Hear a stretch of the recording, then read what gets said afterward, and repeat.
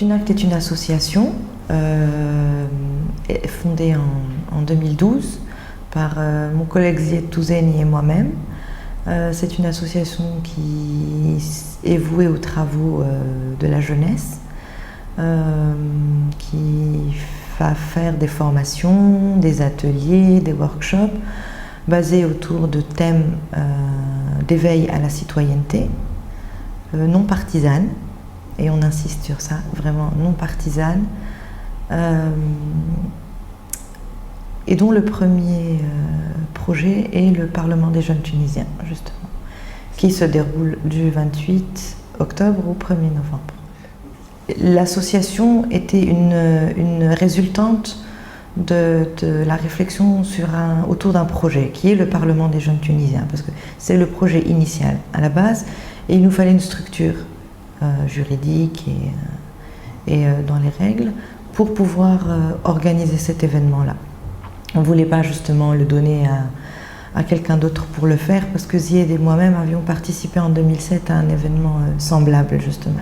C'est toute une histoire, en fait. Quand Zied et moi avions participé au Parlement euro-méditerranéen des jeunes, qui avait été organisé par le Goethe Institute et la Fondation Anna Lindh et la Fondation Hans Schwarzkopf, pour le dialogue des civilisations, on a dû passer, nous, participants de la rive sud de la Méditerranée, en commençant par la Mauritanie et en finissant en Turquie, on a dû passer par des training sessions.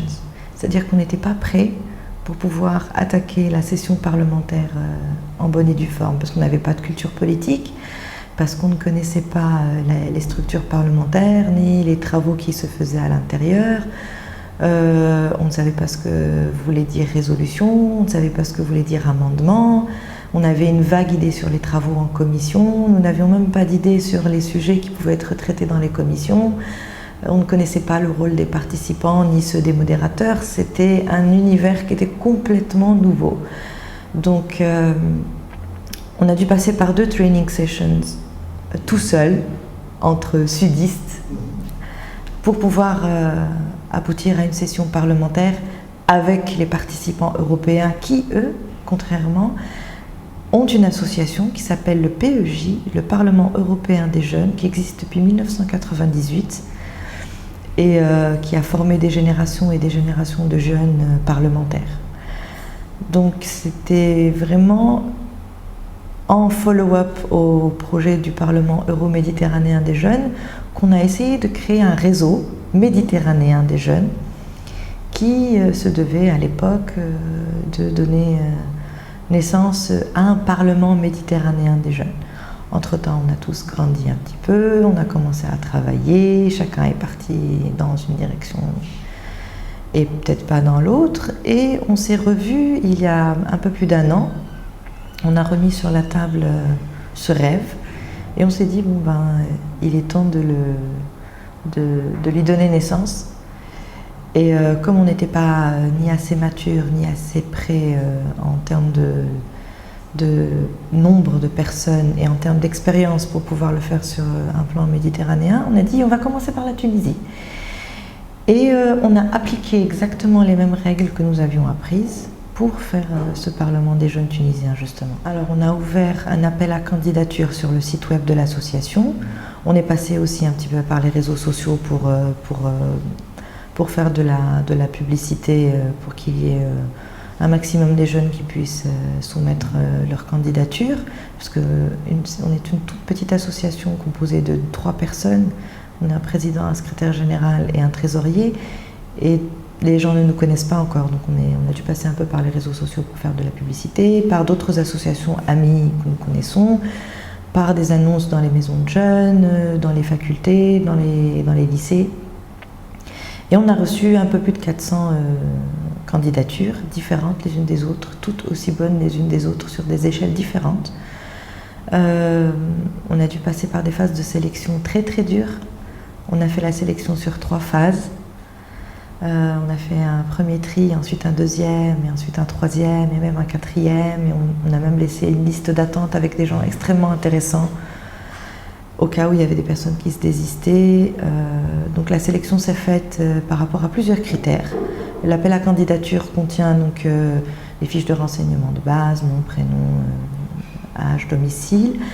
Il contient aussi une forme de curriculum vitae, un peu basé sur les travaux associatifs, sur l'implication des jeunes dans la société, dans la vie citoyenne.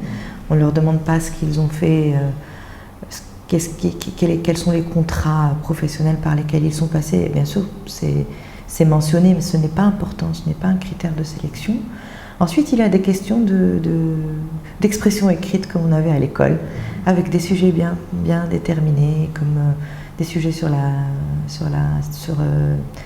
relation de la politique à l'environnement, sur l'importance de la justice, de la réforme de la justice, pour eux en tant que jeunes, sur l'accès à l'information, l'accès et une certaine équité de chance pour l'enseignement, ce qu'ils pensaient de l'enseignement privé par rapport à l'enseignement public, plusieurs questions comme ça, avec on a eu des réponses extraordinaires qui nous ont même orientés quant au choix des thèmes des commissions.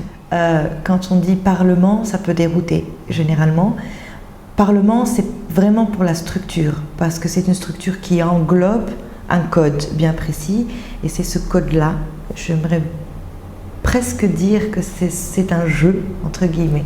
Donc ce sont des règles du jeu, parce que les participants travaillent dans des commissions, et qu'ils sont amenés à la fin justement de leurs travaux à écrire des textes de résolution, qu'ils vont discuter au sein de leur propre commission et qu'ils devront présenter au sein d'une plénière, entre guillemets, j'aimerais bien dire, avec un code particulier où il y aura un président, deux vice-présidents siégeants.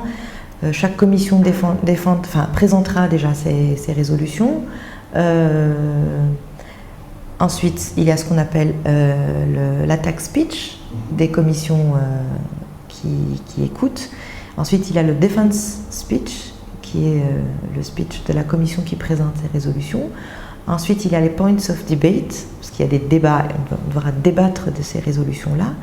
Il y aura des demandes d'amendement de ces résolutions-là, et ensuite pour passer au vote. Donc tout ça est très symbolique.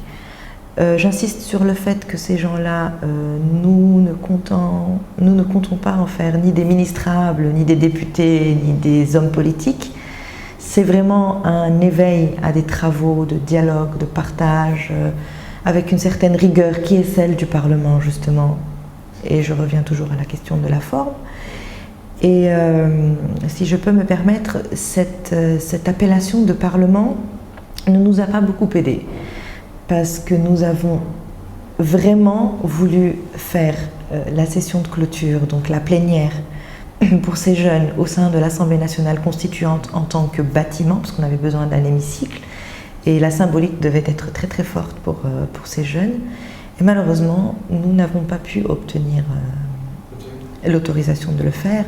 On a rencontré beaucoup de personnes qui s'occupaient de l'interface avec la société civile au sein de l'ANC, qui nous ont d'abord ouvert les portes, ensuite qui ne l'ont plus fait. Je comprends aussi, nous comprenons Zied et moi, et Ayman Mougaïda, je tiens d'ailleurs à le remercier pour toute la rigueur du travail qu'il fait avec nous depuis le départ. On nous a fermé les portes au nez parce que les raisons étaient très floues au départ. On comprend que la conjoncture politique fait qu'on ne puisse pas facilement rentrer dans ces locaux-là.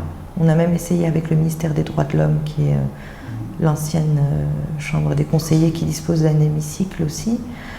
Mais en fait, on a même eu des questions de la part de responsables qui nous ont dit « Mais les jeunes, vous allez en faire quoi? Est-ce que vous préparez un putsch pour nous qui sommes déjà à l'intérieur de l'ANC ?» Donc, on a essayé de leur expliquer que des jeunes qui ont entre 16 et 25 ans ne sont pas des gens qui font peur. Ils ne sont pas menaçants, on n'est pas là pour prendre la place des autres, mais que c'est une forme d'activité et que pour la symbolique, ça allait être extrêmement important de pouvoir disposer des locaux, ne serait-ce que pour la disposition, pour le vote.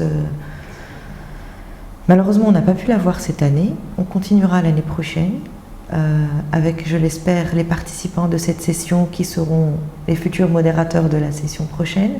Donc elle a commencé le lundi 28 et on aura la séance de clôture le 1er novembre, donc vendredi.